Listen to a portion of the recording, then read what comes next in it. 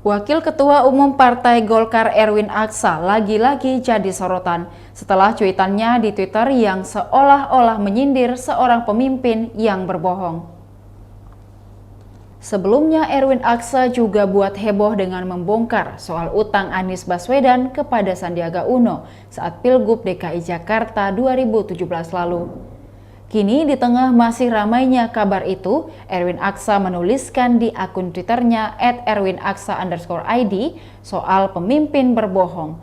Meski dirinya tidak secara spesifik menyebut siapa sosok pemimpin yang berbohong itu, diketahui beberapa hari ke belakang isu utang Anies Baswedan ini menyeruak setelah hal tersebut dilontarkan.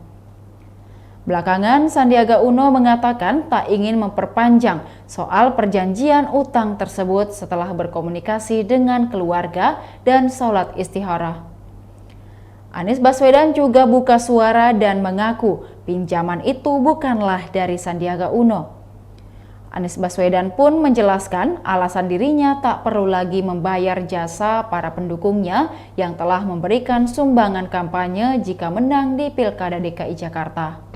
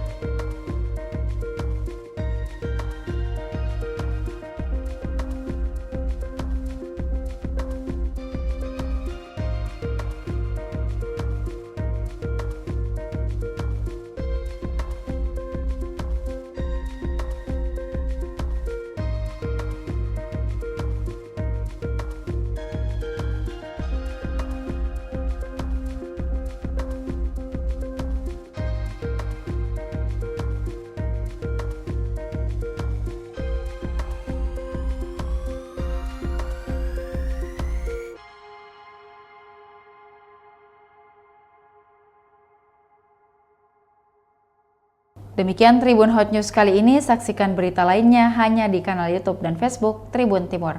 Terima kasih sudah nonton, jangan lupa like, subscribe, dan share ya!